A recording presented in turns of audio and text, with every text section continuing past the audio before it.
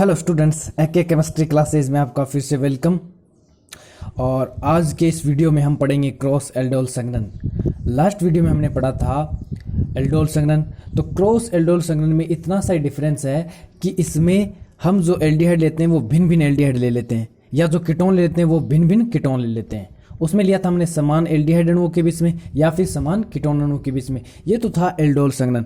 अगर हम cross aldol संघनन की बात करेंगे तो इसमें एल्डिहाइड अणुओं को भी भिन्न भिन्न लेना पड़ेगा और कीटोन अणुओं को भी क्या लेना पड़ेगा, भिन्न भिन्न लेना पड़ेगा। इसके अलावा हम एक एल्डिहाइड ले सकते हैं और एक कीटोन ले सकते हैं। इनकी आपस में जब रिएक्शन करवाते हैं तो इस प्रकार के एल्डोल संघनन को हम बोलते हैं क्रॉस एल्डोल संघनन। ठीक है। अब दोनों अणुओं में से कम एक अणु यानी कार्बोनिल यौगिक है, उनमें दोनों अणु में से कम एक अणु में क्या होना चाहिए, अल्फा हाइड्रोजन होना चाहिए। कीटोन में तो हमें पता है अल्फा हाइड्रोजन प्रेजेंट होता है, लेकिन एल्डिहाइड उसमें क्या अल्फा हाइड्रोजन हो भी सकता नहीं। जैसे फॉर्मेल्डिहाइड है उसमें अल्फा हाइड्रोजन नहीं होता है, तो हम फॉर्मेल्डिहाइड और कीटोन भी ले सकते हैं। ठीक है। एसिटाल्डिहाइड व कीटोन भी ले सकते हैं, तब भी क्रॉस एल्डोल संघनन हो जाता है। तो कम से कम एक अणु में क्या होना चाहिए, अल्फा हाइड्रोजन प्रेजेंट होना चाहिए। अब इसमें क्या होता है कि अगर दोनों अणुओं के बीच दोनों अणुओं में अल्फा हाइड्रोजन प्रेजेंट है तब तो हमें 4 उत्पाद प्राप्त हो सकते हैं, और यदि इनमें से एक ही अणु में अल्फा हाइड्रोजन उपस्थित है तो हमें 2 उत्पाद प्राप्त होते हैं। तो देखो कैसे इसकी मैकेनिज्म के द्वारा समझते हैं कि हमने एक तो लिया एसिटाल्डिहाइड, एक लिया अपन ने एसीटोन। ठीक है। अब इनकी मैकेनिज्म देखते हैं कि मान लीजिए अपन ने सिर्फ पहले लिया है एसिटाल्डिहाइड। अब देखो दोनों में अल्फा हाइड्रोजन है, एसिटाल्डिहाइड में भी अल्फा हाइड्रोजन है, कीटोन में भी, इन एसीटोन में भी अल्फा हाइड्रोजन है। इसका मतलब हमें उत्पाद कितने मिलेंगे, 4 मिलेंगे। ठीक है। अब देखते हैं, पहले मान लीजिए हम एसिटाल्डिहाइड वाले अल्फा हाइड्रोजन को यूज करते हैं, इसको काम में लेते हैं। तो देखो इसकी मैकेनिज्म हमने एल्डोल संघनन में पढ़ी थी, सेम वैसी ही है। ये भी क्या आती है, इसकी जो क्रियाविधि है वो भी कुछ एक पदों में संपन्न होती है। इसमें जो फर्स्ट स्टेप है वो नाभिक स्नेह का निर्माण या इनोलेट आयन का निर्माण। देखो कैसे, ये जो एल्डिहाइड इसको ले लेते हैं। ठीक है। ये ले लिया अपन ने एल्डिहाइड।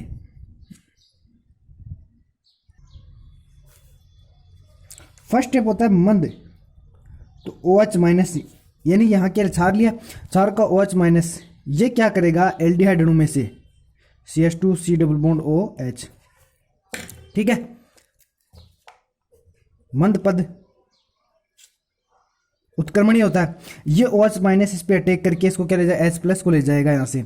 तो H+ को ले जाएगा तो ये बॉन्ड किधर शिफ्ट कर देगा, इसकी तरफ। तो यहाँ क्या बन जाएगा, CH2 negative C double bond OH बन गया नाभिक स्नेह, और यहाँ से क्या निकल गया, -H2 बन गया नाभिक स्नेह। इस कार्बन पे माइनस आया, इसका मतलब ये क्या है, नाभिक स्नेह।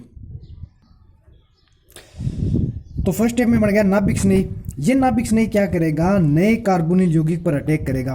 तो इसको यहां लिख लो अब, CH2 नेगेटिव नाभिक स्नेह C डबल बॉन्ड OH। ठीक है। और ये क्या, दूसरा कंपाउंड हमारे पास क्या यौगिक, acetone CH3 C double bond O CH3।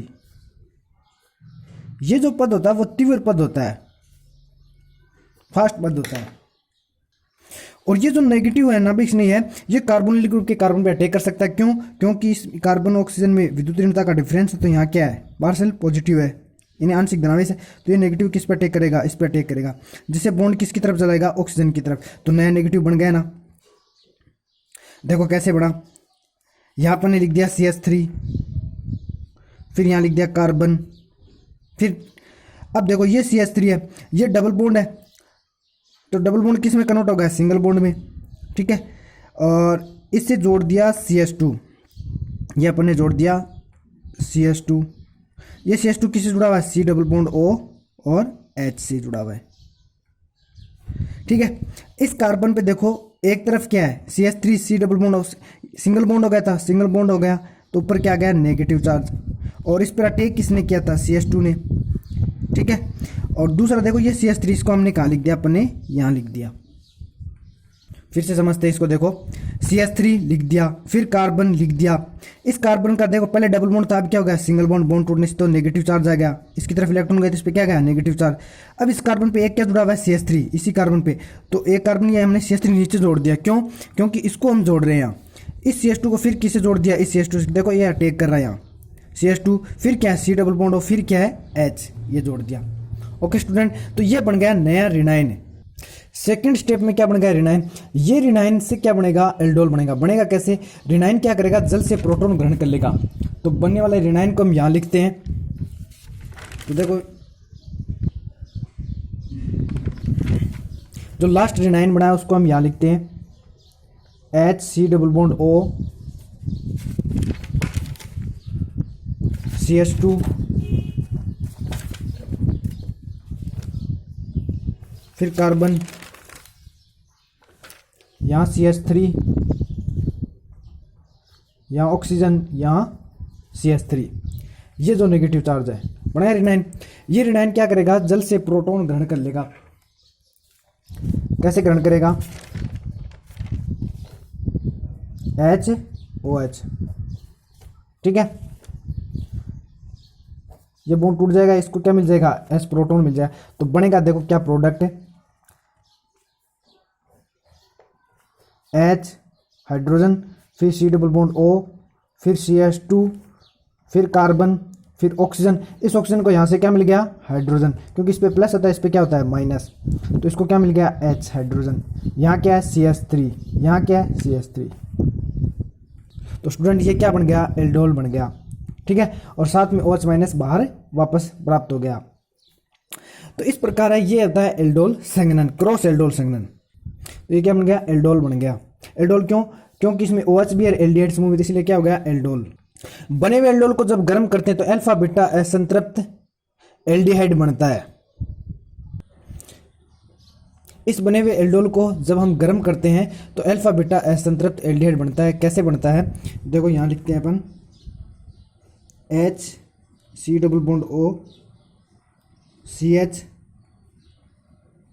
ठीक है, फिर OH CH3 और CH3, एक हाइड्रोजन इसका यहाँ लिख देते हैं, ठीक है। तो ये तो क्या हो गया, CH2 से H ऐसे लिख दिया ना, एक H ही। तो ये तो हो गया अल्फा, ये क्या हो गया, बीटा कार्बन। ये हो गया अल्फा कार्बन, ये हो गया बीटा कार्बन। और यहाँ से क्या चला गया, H2 चला गया। जब इसको हम गर्म करेंगे, क्या करेंगे, गर्म करेंगे, तो यहाँ क्या बचा, H, फिर कार्बन, फिर देखो डबल बॉन्ड। अब देखो ये यहाँ क्या बच गया, सिंगल बॉन्ड, CH तो बच गया। ये एक H चला गया किसके साथ, OH के साथ। जब ये H गया तो यहाँ क्या बन जाएगा, डबल बॉन्ड बन जाएगा, डबल बॉन्ड, फिर कार्बन, इधर CH3 और इधर CH3। तो देखो ये कौन सा कार्बन है, अल्फा, और ये कार्बन कौन सा है, बीटा। तो असंतृप्त बंध बन गया ना, अल्फा बीटा असंतृप्त, और क्या बन गया, एल्डिहाइड बन गया, अल्फा बीटा असंतृप्त एल्डिहाइड। यहाँ से H और यहाँ से OH चला जाएगा। अल्फा से हाइड्रोजन, बीटा से OH समूह जाएगा यहाँ से, ठीक है। जैसे ये H यहाँ बॉन्ड भेजेगा, ये OH ले जाएगा, तो यहाँ क्या बन जाएगा, डबल बॉन्ड इंक्रीज हो जाएगा, बन जाएगा। तो ये अल्फा बीटा असंतृप्त एल्डिहाइड बन गया। तो ओके स्टूडेंट, ये था क्रॉस एल्डोल संघनन। इसके कुछ और एग्जाम्पल हम पढ़ेंगे। इसकी शॉर्ट ट्रिक से भी हम क्या कर सकते हैं, क्रॉस एल्डोल संघनन को समझ सकते हैं, वो देखेंगे नेक्स्ट वीडियो में।